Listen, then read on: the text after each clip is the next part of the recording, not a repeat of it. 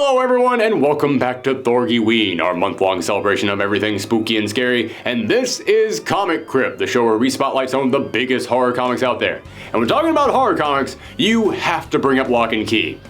Or more accurately, I have to bring up Lock and Key, because I talk about this book all the time. If you are new to this channel, Lock and Key isn't just my favorite horror comic of all time, it's my favorite comic of all time. I was blown away when I read that series, and that was the series that introduced me to Joe Hill, the writer of that book, who quickly became that writer who I started following, and I decided whatever they decide to write, I'm going to check that out. And last year, I was given a buffet of options to choose from, because last year, DC Comics picked Joe Hill up and gave him his own line as part of their Black Label series. Now, for anybody who doesn't know, Black Label is DC's line of more adult, mature books out there, and it ended up replacing Vertigo, and I've spoken about this many times before, but I was not really a fan of them removing Vertigo to make room for Black Label. I looked over at Black Label and went, well, it doesn't have the variety of Vertigo, and almost every single one of your titles is dedicated to Batman. So it feels like a lot of originality and creativity just left DC, and now I'm just left with more Batman books where he's allowed to swear. Oh, DC. Is there ever going to be a month in which I don't have to bring that up? However, gotta give credit where credit is due. While I did have my concerns with Black Label for its first year, they did do something last year that really spiced up their line. And actually did remind me of the old Vertigo line. They came in here and they gave Joe Hill his own line of books called Hill House. And part of that line will include a brand new series from him, another brand new series from him, and 3 other series that he wouldn't write, but he would oversee, as he basically just picked whatever horror writers he wanted to give books to and then allowed them to write their own stories. This was actually really cool, and it showed a lot of creativity, and as I said, it kind of captured the feeling of old Vertigo books. So, you know what? Still hesitant about Black Label, but if you keep giving me stuff like this, I'm going to warm up to it. You know what? This is actually in the right direction, DC. So, credit where credit is due. Gotta come in here and give you a little round of golf claps on that one. That was actually pretty darn good, DC. So, I decided to check every single one of these series out, and I really enjoyed some of them. Yeah, overall, it was kind of a mixed bag. I was kind of all over the place on this. There were 5 series, and 2 of them really enjoyed. 2 of them didn't really enjoy at all, and then one of them was kind of right there in the middle. But you know what? They were each different, and they each felt original, and it felt very bold for one of the major publishers out there to come in here and do something like this. To come in here and go, you know what? We're going to dedicate an entire line to horror. We're going to dedicate 5 books to horror titles, and we're just going to let you guys just kind of go nuts and create whatever you want to create. That is the kind of thing that I could not picture DC doing a few years ago, and I still to this day can't picture Marvel doing it. So yeah, you know what? Horror is a hard subject to sell. No, we're not redoing that take. It is a hard subject to sell. It is a niche subject. So the fact that they were willing to do this at all, you know what? No complaints here. You get a free pass on like 5 more Batman books after this, DC. This was actually a really cool thing. So today, on Comic Crypt, we are going to focus on the Hill House books. And little fun fact for anybody out there who is not a big horror junkie, Hill House is actually the name of one of the most supposedly haunted locations in America. And the guy who was overseeing all this was Joe Hill, so they called it Hill House. That's actually really cool. I got nothing more to add that. That's just a really cool little fun fact. But here you go. Here is our look at each of the 5 Hill House titles. All right, we're going to go in chronological order, so we're going to start with Basketful of Heads. And you guys are going to have to forgive me because I am going to try and be as vague as I possibly can with this book, because when I started reading this, I had no idea where it was going to go. But I feel like you need to talk about where it's going to go in order to really describe anything about this series. But I will just go ahead and start off by saying I'm glad that they kicked Hill House off with this book, because this was easily my favorite of the entire run. Even though I will say, towards the end of it, I don't really consider this to be a horror book. I think that by about the halfway, maybe about 2/3 in, essentially by the time that we get to issues 5 or 6, I think this book kind of stops being a horror book. And I think that this entire series just kind of turns into a crime thriller that just happens to have some supernatural elements to it.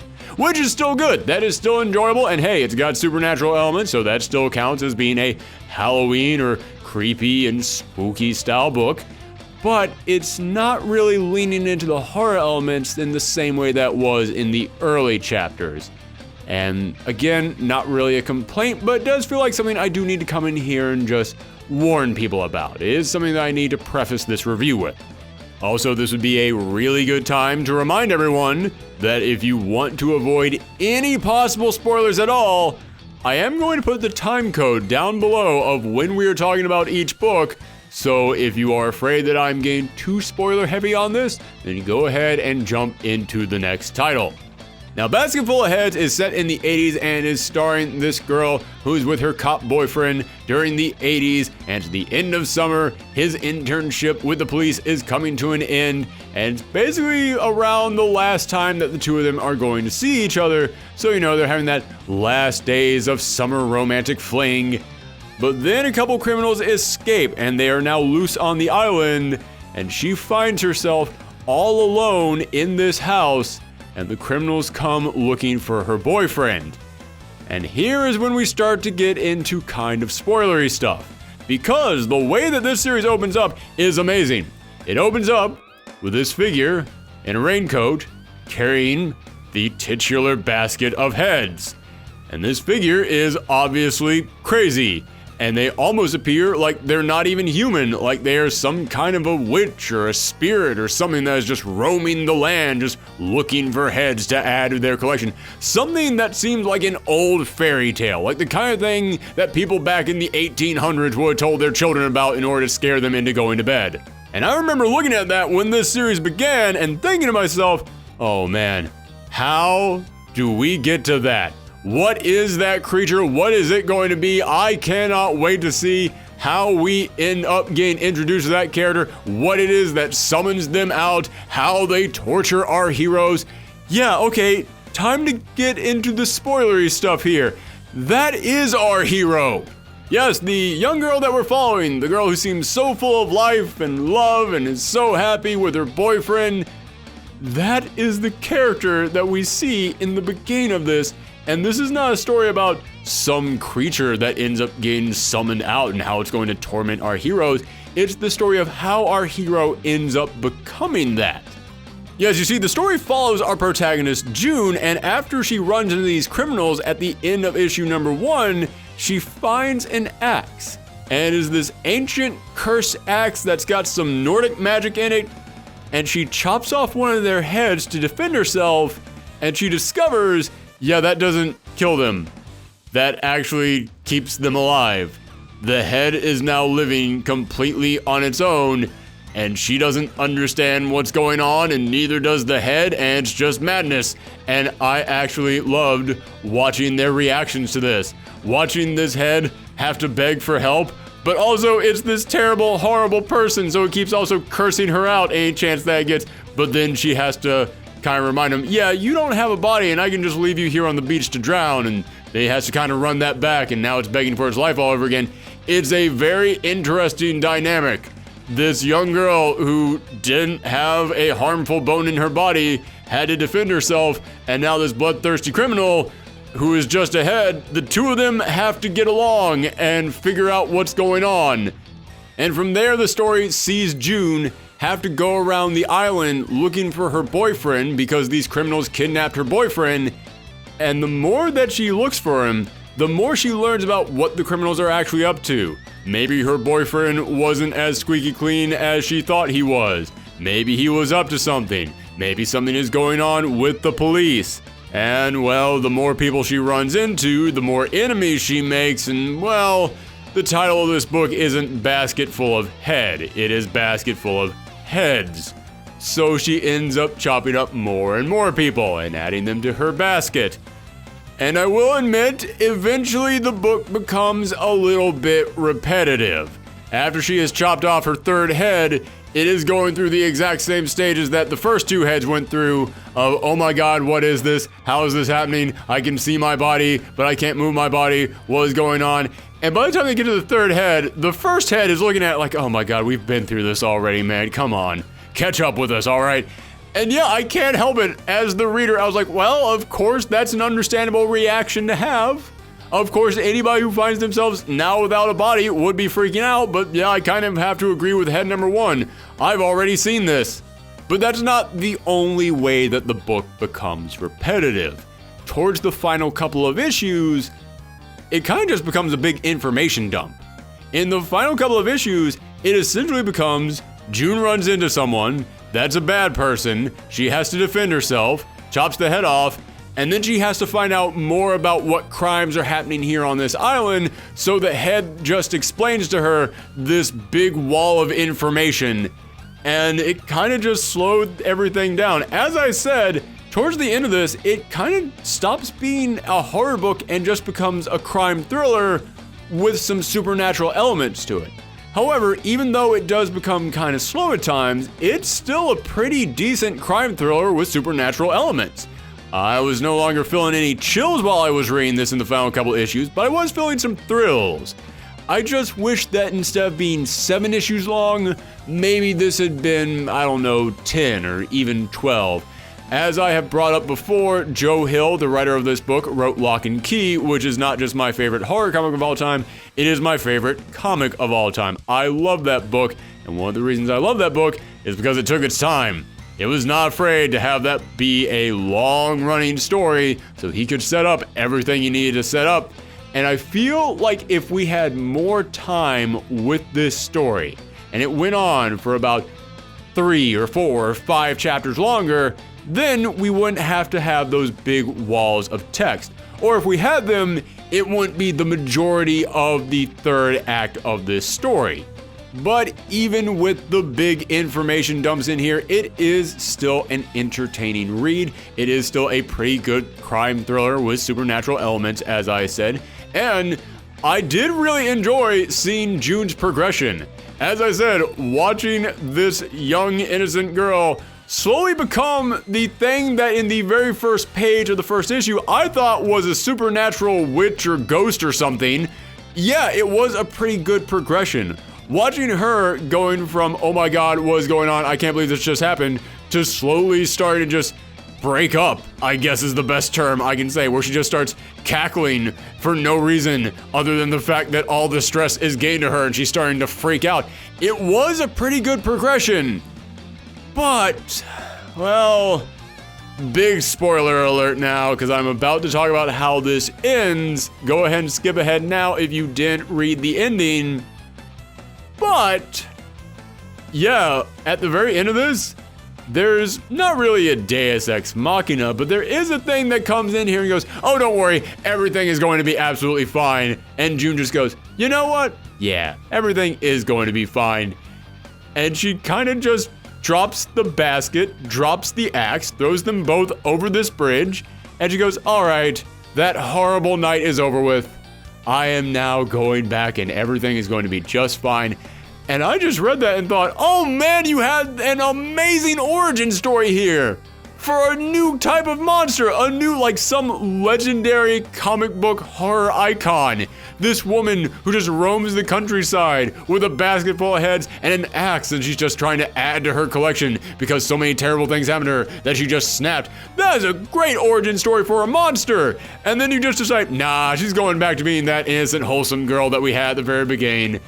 And yeah, it just kind of felt like a letdown. I gotta admit, I kind of was disappointed with the ending of this thing. However, even if the third act of this book is a lot of information dump, and it does have an ending that I felt just really dropped the ball, it is still an enjoyable read. It is still my favorite of any of these Hill House books, and I would still absolutely recommend it. Now, I will go ahead and warn you guys right now, we are moving into the next 2 titles, Dollhouse and the Low, Low Woods.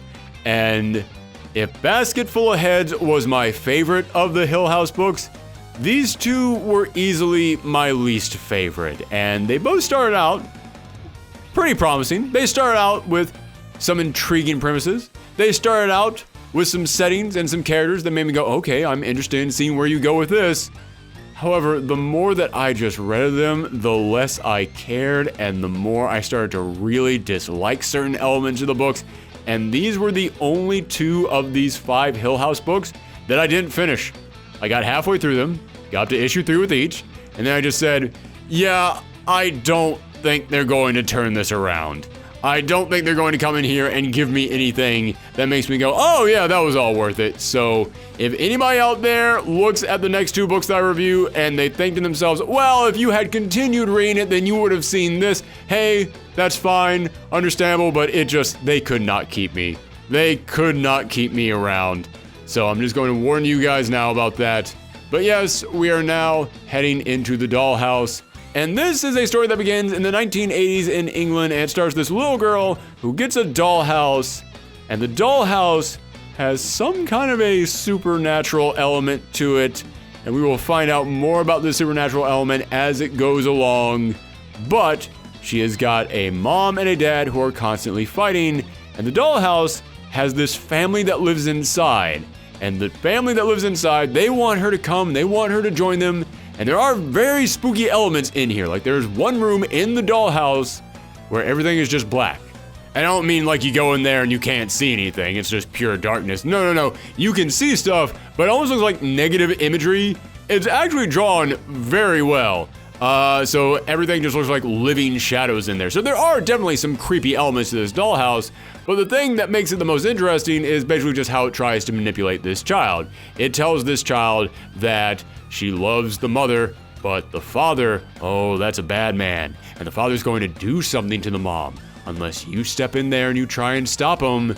And the way that issue number 1 ends, it actually pulled me back in because I was intrigued, but there wasn't really anything in here that really caught my interest that much. There wasn't anything in here that made me go, well, I definitely need to keep reading this. The way that issue number 1 ends with what the child does to the father, that definitely caught my interest. That definitely made me go, okay, I'm gonna stick around. I want to see what this house is going to do. And as I said a moment ago, yeah, with every single issue that kept going on, I just got more and more bored with this book. And it just kept throwing one element after another at me to try and pull me back in, but everything it threw at me just kind of pushed me away even further. Like, there is a big mystery about what the dollhouse is, but the mystery isn't really all that intriguing, and most of the reason why the mystery isn't all that intriguing is because they keep telling you what the mystery is. They keep coming in here and coming back and forth between the present and the past, between the origin story of this dollhouse, and I kept looking at that going, you are spending way too much time on this. One of the first rules of having an ominous, creepy monster in your horror story is don't overshare. Don't give us too much information on this, and yet the origin story of the dollhouse takes up almost as much time as the story of this girl in the present, so there isn't really that much mystery anymore. Instead, every time that I look at the dollhouse, I just go, yeah, I know what you are, you're this thing. And that's not that creepy now that I know what it is. And that's not to say that you can't give us something. No, you can absolutely give us some information on the origin story of whatever this monster is, something there just to intrigue us. But imagine if Nightmare on Elm Street didn't have that scene where the parents tell the story about who Freddy Krueger is. Instead, it kept constantly cutting back and forth between the present and the origin story of Freddy Krueger, so that Freddy Krueger ended up taking up about half of that entire film, just showing him in the past. Yeah, it wouldn't have been as scary, would it? And it's really hard to get an attachment to our character in the present, because not only do we only get half the time with them, but with every single issue, they do time jumps with her. So now we're following her as a child, then we're following her as a teenager, then we're following her as an adult, and she's got a child of her own. And that was the point in which I kind of started to drop off, because now I'm supposed to have this attachment to this character, but I just missed out on 20 years of their life. So now halfway through the book, I'm supposed to come in here and kind of just fill in the blanks on my own.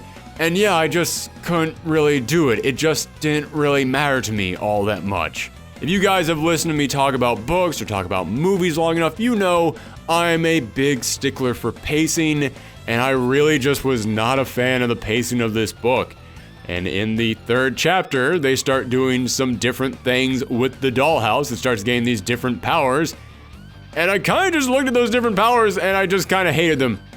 Like there is a bully that the protagonist had when she was a teenager, and the dollhouse ends up eating that bully up in the second chapter, so that in the third chapter, they can come back as a ghost to torment our character. But I kept looking at that going, yeah, I only really saw that bully for like a few pages, so it doesn't really have that kind of an effect on me. Yeah, it really just comes down to pacing on this one and oversharing information on the dollhouse. So this one, it does have some intriguing things. I do think it's got hope to probably get better in those final 3 chapters, but it just could not keep me around. As opposed to the Lolo Woods, which again has some interesting ideas, but honestly, by the time that I got to chapter 3, I didn't even care if it got better in those final couple of chapters. I don't want to come back to this book. I honestly think that the Lolo Woods is a mess. Like I said, issue number 1, I read issue number 1 and I thought to myself, okay, some interesting things going on here. Let's see where this story goes, and the answer of where it goes is kind of everywhere. I don't know if I have ever read a horror comic that was so all over the place. This thing focuses on 2 girls, they're about to go off to college, and they're facing that time in their life where they're thinking about, okay, what comes next? Are we ever gonna see each other again? So tensions are kind of rising high between the two of them. It's like, okay, that is an amazing time in someone's life to set a horror story. I am totally on board with this.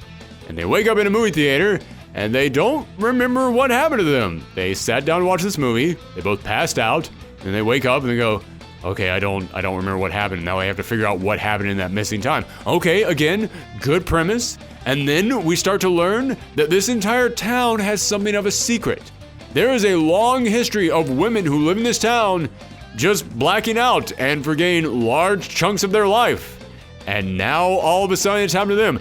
Great premise. Great premise. I am on board with this. And you also learn this town kind of has a dark history to it, not even relating to anything supernatural, because there is a coal mine underneath the town where there has been a fire that has been burning in those mines for years now, and no one can put it out. So there's just craters opening up in the town. There's smoke pouring out of these cracks in the ground. For anybody who is familiar with the Silent Hill franchise, you know that that entire town in that game was based on Centralia, Pennsylvania, where that exact thing is happening, where there is a fire that has been burning in the mines underneath that town for decades now, and they just haven't been able to put it out, and no one is allowed to live there anymore. So reading this, as a big horror junkie, I was like, okay, you're basing your town off the same town that Silent Hill was based on. I am still 100% on board. I am looking forward to this story.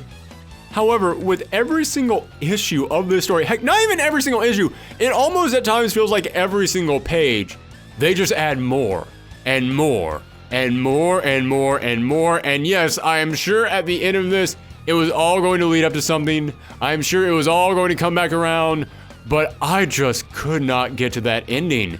It was just too many things. Okay, great premise. These girls, at this very unstable time in their life when they're both about to try and figure out what happens next to them, all of a sudden, this weird pattern that happens to women in this town of just blacking out and you don't know what happened to you, all of a sudden that begins to happen to them. Oh man, I'm intrigued. Okay, all right, and there's a fire burning underneath the town? Okay, interesting. And oh man, you saw some weird deer creature out in the woods? Okay, that might have something to do with some of these other supernatural things going on in here. Maybe it's some kind of like a spirit that's living in your woods. And okay, you also found a man who just has no flesh just running through the woods and screaming at you. Well, okay, that could be connected to all this as well. And then you find giant holes opening up in the ground leading down to the fire underneath. All right, well, maybe this is all like some kind of a hell thing. I mean, there's a lot of things to put together, but I mean, if it's hell, then sure, you can put in there a lot of different things. All right, that works. And now there's blue mushrooms that are growing all over the town. All right, that's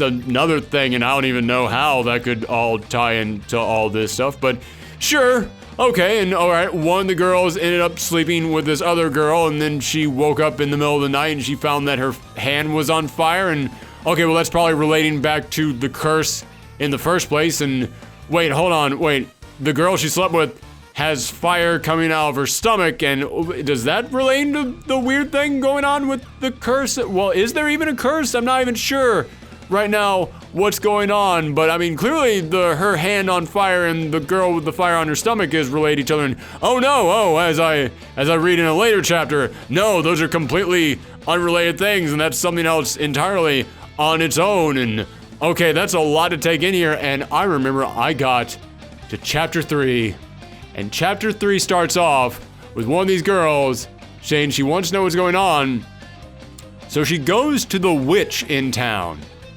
And I remember looking at that going, there's a witch in town too?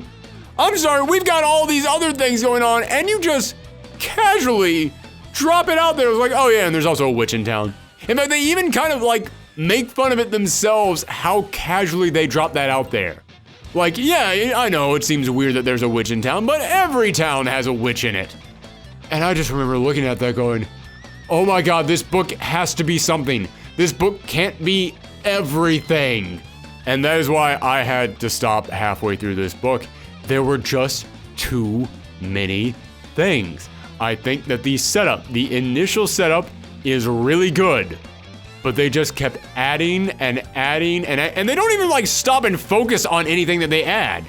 Like I said, they run into this man with no flesh on their body, just running through the woods and screaming, and then as soon as they get away from them, they're like, so anyway, what do you want to do tonight? Like, they just seem to ignore it. It almost has like no impact on them. You could tell me that this is a story about someone who just runs into a guy in the woods running around screaming with no flesh on their body, and I would think, oh yeah, you could absolutely fill up 6 issues with just that. Just that alone, 6-issue storyline. Absolutely. Instead, that lasts for, I don't know, 6 panels. And yeah, it does come back around at one point. And again, I stopped reading halfway through. I'm sure that later on it probably comes back around too, and there's actual explanations and stuff. But how on earth can you see weird, crazy stuff like that, and then you're just absolutely fine with it? And then you're just on to the next thing. And now there's blue mushrooms. And now there's a witch. And oh yeah, did I mention the giant fire in someone's stomach? Because we kind of just glossed over that. We just completely forgot about that when we get into the 2nd issue. But don't worry, 3rd issue, we're gonna bring that back around. It has been a while since I read a book that just like steam was coming out of my ears. Just fire, flames on the side of my face. I hate talking about books like this. And I don't mean I hate books like this. I mean, I hate talking about books like this. I like comics. I do. I enjoy praising comics. I want to come in here and point at comics and go, here are the amazing things in them. There's way too much negativity in the comic book landscape when it comes to YouTube. I hate being negative about comics, but oh my God, this thing drove me nuts. So yeah, Lola Woods, not a fan of it. Gotta say, not coming in here, giving it the best grade. C-. But again, it does have some intriguing things in there, and I hope that you enjoyed it if you picked the book up. And if you did enjoy it, then I hope that you share it with your friends and spread the word around. I do not think I will be returning for issue number 4. Okay, time to be nice again. Let's move into the next book, which is Daphne, Byrne, and I will be honest with you guys, when this book started up, I was a little bit hesitant about it because it is Victorian era horror, which is not really my thing. That is a whole massive subgenre of horror, and it's just one that I never really got into. I see the appeal of it, but it's just not my thing. However, by the time I got to the end of this book, it ended up becoming possibly my favorite of all the Hill House books. I still think that Basketful of Heads is going to win out in the end, but this one is a strong competitor as well. Now, this book stars a young girl named Daphne who recently lost her father, and her mother isn't really taking it well, and her mother has decided to spend what money she has on a fortune teller, on a clairvoyant who claims that she can talk to the dead and she is able to speak with her late husband, and Daphne knows that none of this is real. Daphne knows that they are conning her mom and taking advantage of her in this delicate time, taking advantage of her mindset and her guilt and her loneliness to basically just take money away from her, claiming they can talk to her dead husband. But Daphne ends up meeting this rather peculiar fellow, and this peculiar fellow, he's, how can I put this? He's not a ghost, but he's also not really a demon. He's kind of something in between. And as the two of them start to connect, this spirit starts to show Daphne that there are things just right beyond the human vision. There's something supernatural out there, and she's able to see all these weird twisting goblins in every single location. And I say goblins because it's just the easiest term to use, but yeah, they're weird twisting mounds of flesh and teeth and hands and fingers, and it's just really creepy imagery. And I will go ahead and say right now, this book was written by Laura Marks, and I'm not familiar with anything she's written before. According to Comixology, this is the very first thing that she's written, at least the first thing that's up on their site.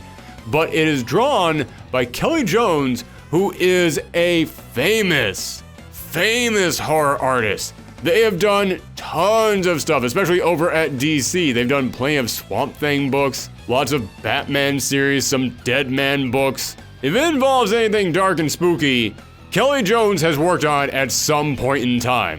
And the two of them make a great team on this book. Laura Marks is able to set up the perfect scenario, just get the setting just right, and then Kelly Jones is able to come in here and just knock it out of the park with the delivery of these overwhelmingly disturbing images. And it's not even just the demons. There are moments where Daphne is just exploring the city, and they're able to capture the lighting just right. They're able to capture the surrounding settings in a way that just makes it feel like there's always something just hiding there in the shadows. And all that also comes from the inking, which Kelly Jones is also listed as one of the inkers, but the other one is listed as Dan McDade. So I always feel like it is important to spotlight the inker in situations like this, especially when it comes to horror books. Also, I should go ahead and spotlight the colorist, John Kalisk, which I probably mispronounced that. I am apologizing so much right now. But also Michelle Madsen. They all came together, like all 5 of these people just worked together to make this a book where everybody was on the same page at all times. But I'm mostly just describing the demons. I'm describing the monsters that Daphne keeps seeing. The most disturbing things, like with most horror series, aren't the monsters themselves, it's man. Yes, this is a book where it is slowly revealed that everyone is against Daphne, whether it be the stuck-up students at her school that she goes to, or the people who she places her trust in, the people who she believes, yeah, we're on the same page and we're going to expose these people who are taking advantage of my mother. You can tell pretty quickly that that is not going to go well either. The only person who really seems to be on her side is this weird ghostly spirit that is following her around, but it quickly becomes clear, no, he's getting a little bit over-attached, he's getting a little bit overprotective, he cares a little too much for Daphne, and not in the right ways. And this is one of the minor complaints that I had with this book, is that originally I was able to realize, oh, I see what they're doing. They're making this kind of like a metaphor for being in an abusive relationship. You know, there are moments where this spirit is telling Daphne that she can't leave, that he's always going to be there watching her, that there's nowhere that she can go to get away from him. And it becomes pretty clear to anyone who is reading this, oh yeah, this is all meant to be a metaphor for people who are in destructive relationships, who are in abusive relationships. But as the series goes on, it changes. And it stops being a metaphor for that, and it just becomes that. Because the two of them actually do start to get kind of romantically involved, and then it's, as I said, it's no longer a metaphor for abusive relationships. It is just an abusive relationship.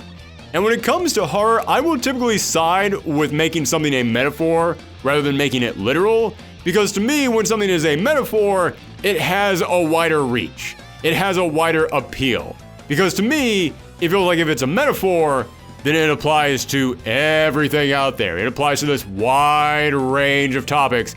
But when it is literal, it no longer feels like it's making that message about so many other things out there in the world. It's more of making that message about this one individual person. It feels like the range and the scope of it is far more limited when it becomes literal rather than being a metaphor. I don't even know if what I just said made sense. Made sense in my head. I'm hoping that I was able to convey it to everyone out there. So that's something that kind of rubbed me a little bit the wrong way, is that it was now just a literal abusive relationship rather than being a metaphor for abusive relationships, but it still gets the message across. It is still able to deliver that message, and I applaud them for being able to put a message like that in this book. However, there is one actual big problem that I do have with this book, which is that this is 6 issues long, and I was really enjoying this. Like I said, this was a contender for my absolute favorite of all the Hill House books. But then we got to that final issue, and I gotta admit, I think the final issue kind of flops. I think it kind of falls on its face a little bit, because throughout this entire storyline, there's been the A plot, which has been revolving around Daphne and the spirit. But then there's also been this B plot, which I've already mentioned the B plot, but I'm going to still try and keep it a little bit vague here because I don't want to spoil exactly how all this ends. But in the final issue, the B plot becomes the A plot, and the A plot becomes the B plot, but then the B plot now A plot tries to tie in to the A plot now B plot in a way that makes it seem like, oh no, this is what it was always going to be about. And I went back and I reread this and I was like, oh, you did not drop nearly enough hints. I will admit, I did kind of get the feeling like they might end up doing something like this, but I got that feeling not because the book was really pushing me in that direction, but more because I looked at it like, well, I guess that would make sense if they end up doing that. I guess because I know how these things work, it would probably go in that direction. Not because I felt like the book was naturally going in that direction. Again, I know what a weird sentence that was that I just said, but I hope that I was able to convey what I mean, because it's really hard to talk about without going into full-blown spoilers. But I will just say, it did kind of bum me out that the A plot became the B plot, and then the B plot was like, no, this was actually the big thing that we were focusing on this entire time. And it felt like it always kind of should have stayed the B plot. Especially when right before the B plot became the A plot about Daphne and the spirit went to a very strange place, but not strange in a bad way, strange as in, oh, this is some really creepy directions that you're going, and I want to follow this, and I want to see what the next stage of this is, and we never actually saw what that next stage was, because now the B plot came in here and went, excuse me, I'm now the A plot. Yeah, it was, it kind of rubbed me the wrong way, and it kind of left me going, well, where's the rest of that story? I want to keep following that one. Just like with Basketful of Heads, I do wish that there had been more issues of this. This one was 6 issues long. Feels like if we got 8, it would have been perfect. They would have been able to set some of this stuff up a little bit more. I would have been able to see a little bit more of that stuff that I wanted to see. I feel like we are 2 issues away from this thing being perfect. But as it stands now, still really good. Still really enjoyable. Still praise this thing a lot. Still recommend it to everyone out there. As I said, I'm not really a fan of Victorian era horror, but even I was totally on board with this thing. Daphne Byrne, probably my biggest surprise of all the Hill House books. But now we go into the final Hill House book, Plunge. And this one was also written by Joe Hill, and it was drawn by Stuart Immonen, which, yeah, I remember when they announced that he was going to be working on one of these Hill House books. I cannot describe to you how surprised I was to hear that name, because A, I could have sworn that Stuart Immonen retired, and B, Stuart Immonen for years and years was one of the best superhero artists out there in the world of comics. So now he was returning so he could work on a horror book. I did not know if that was going to work out, and after having read this, I can say, while I do have some problems with the overall story of Plunge, oh my god, Stuart Immonen showed up to work and he knew exactly what he was doing on this book. So yeah, Stuart Immonen, a man of many talents, and he can capture a wide range of stories. But speaking of the story, what is Plunge about? Well, I mentioned that Daphne Byrne was a Victorian-era horror, and Victorian horror is a smaller theme within the grand scale of all the different horror genres out there. Plunge is an Eldritch horror series, which Eldritch horror is another smaller theme of the overall horror theme.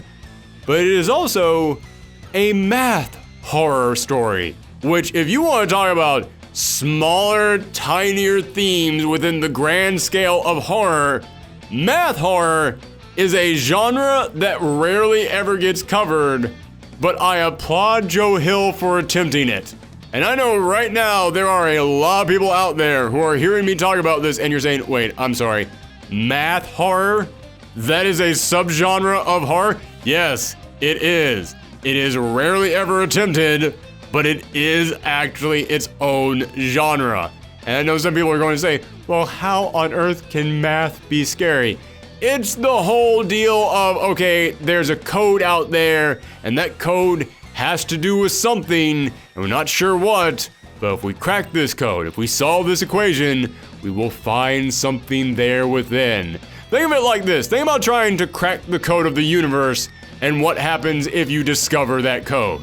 What happens if you solve the ultimate riddle of the mind? Stuff like that. There is a moment in this book in which someone says the line, "We solved pi all the way to the end." And you might think to yourself, that doesn't sound all that scary. Think about that. We solved pi all the way to the end. And now imagine the person saying that is someone who you found on a deserted island and they have no eyes and their skin is rotting. Yeah, you see how that now becomes a creepy thing to say? But that's the genre of horror that this is. What is the book actually about? Well, there is a ship that went missing out in the Russian Sea many decades ago. But all of a sudden, out of nowhere, a signal has appeared coming from that ship. So this salvage company gets hired to go out there and investigate it. And when they get there, they find the crew, who should now be in their 70s, 80s, and 90s, all look about the same that they did when their ship crashed. And they're all on this deserted island, except now they're all missing their eyes. And the crew of this ship tells the salvage company that comes to find them, there is something at the bottom of the sea that we're here for. There's something that we're waiting on. Something that we came here specifically to find, and we can't leave until we get it. So if you go down there as a salvage company and you find it and you open it for us, then that's it. Then we get to leave and everything goes back to normal. And we will even give you these 3 wonderful gifts. These 3 amazing gifts. We will give them to you and you can keep them as your payment. That's the deal. We're making a contract between us. So do you agree? And did I mention that this entire crew didn't age and they've got gray rotting flesh and they have no eyes and they're all talking in one voice? You can probably guess that something is up. Now, as I said, I'm kind of back and forth on this book because the premise that I just described to you sounds great. The premise I just described sounds like a perfect horror setting. You got this mystery about something under the sea, this mystery about these people who went missing all these years ago, and now they're showing up, but they're all looking kind of crypt keepery. So what's going on there? Why are they all speaking in one voice? The amount of mysteries in here are perfect, and they're all leading towards this big mystery right underneath the sea. But they keep adding little bits to it. It's not as bad as the Lolo Woods. Like I said, the Lolo Woods just kept throwing random stuff in there at all times. You had no idea how any of this stuff fit. With this book, you can tell by the halfway point how it's all slowly starting to fit together. You can start to see the overall scheme of it, but there are still some things in here that just almost feel random to me. Like I said, these mysterious members of this ship all have a payment that they're going to give the salvage company if they go down to the bottom of the sea and open up this thing that's at the bottom of the sea. But the 3 things that they're going to give them are 3 very random things. One of them is a pair of headphones that allow them to listen to human thoughts. And that might not seem creepy from the outside, but when you actually see it in execution in this book, yeah, it's creepy. You put this on and sure, you can hear everyone's thoughts, but it's like you're drowning in the sea of thoughts. You can't find your way out. You start to go mad just by listening to this. And then another one of the gifts that they're going to give them is a fuel. And it's the most powerful fuel that anyone has ever known. Just a drop of it could power all of America for a decade. So of course, the salvage company is being hired by an energy company. They want to get their hands on that. And then the final gift is some tiny stone, and we never see that stone. Because the person it was given to will not let go of it. Because if anyone sees this stone, it drives them mad. They need to get their hands on this stone. It becomes all they can think about. There was a moment in here in which for just a brief split second, a couple other crew members see this stone and they all murder each other until only one is left so that he can hold onto the stone. It's like Gollum with the ring times 1,000. Now every single one of these sound either intriguing or flat out creepy. But when you look at them all together, it's like, wow, those are 3 very random things. And it's very random when you consider the people who are giving them to you. How on earth could the people who are giving them to you possibly have gotten their hands on all of these? And how do they all kind of tie in with each other? They just seem like they're all over the place. And then as the story goes along, they find out that all 3 of these precious items are the things that they need in order to succeed at the end. I don't want to get into any spoilers on this, but all 3 of these precious items play a very important part in how this story wraps up. And I just kind of kept looking at it going, well, that seems very convenient. That the 3 items that they gave you also happen to do these 3 things specifically that need to happen here right at the end. It's not Deus Ex Machina. You know me, you know if you've listened to the show before, Deus Ex Machinas are my biggest pet peeve when it comes to a story. It's not Deus Ex Machina because, well, I mean, they did set each of these items up pretty early on in the story, and we are dealing with something supernatural or something out of this world, so hey, each of these things could totally exist in whatever setting these creatures came from, but it just seemed way too convenient to me. Like, it almost feels like they wrote the ending to this story first, and then they figured out how to get to that ending using these 3 items. So, all 3 of the items, really creepy. The people who are delivering the items, very creepy. The way that they play into the story, a little bit too convenient for my taste. Also, when it comes to the cast of this book, I love half the cast of this book, but then there's like 2 other members of the cast who I kind of hate. There's 2 members of this cast who, and they're not the characters you're supposed to hate. There's one guy in this cast who, he's Paul Reiser in Aliens. He's the, well, we have to think about the company line kind of guy. You're supposed to hate him. There's other people in here that you're supposed to like. I didn't really like them. It's not that big of a black spot in this book. It's not that big of a mark against it, simply because there are other characters in this book who I did really enjoy, but there are specific characters in this book who you're supposed to really like, and man, I did not care about them at all. Again, not going to get into spoilers, but when it comes to horror, you're supposed to not want to see bad things happen to characters. There's some characters in here that I did not care what happened to them. So overall, I did enjoy Plunge. I do think it is good. I think the positives of it far outweigh the negatives. But whereas there were negatives with pretty much all of the Hill House books, the negatives in this one I feel like they need to be mentioned. You know, the negatives that I had with Daphne, Byrne, and the negatives that I had with Basketful ahead, I could have talked about those books without mentioning those negatives at all. Yes, they would have existed, but they were not important to my overall score of it. Plunge, I feel like even though the positives are greater than the negatives, I do still need to bring them up. They were just present enough as I was reading this book that I couldn't stop thinking about them. So, I guess if I was giving it a score, I'd give it like a B-. It's good. It is indeed good. Would still recommend it. But if you haven't checked out any of the Hill House books, it's like number 3 on my list. But there you go, everyone. Those are my thoughts on the Hill House books. It kind of evened out. There were 2 that I really enjoyed, 2 that I really didn't enjoy, and 1 that was like right there in the middle. But let me know your thoughts on it down below in the comments. As I said at the beginning of this show, this is one of the best things that Black Label has put out, even if I was kind of 50-50 on the entire thing overall.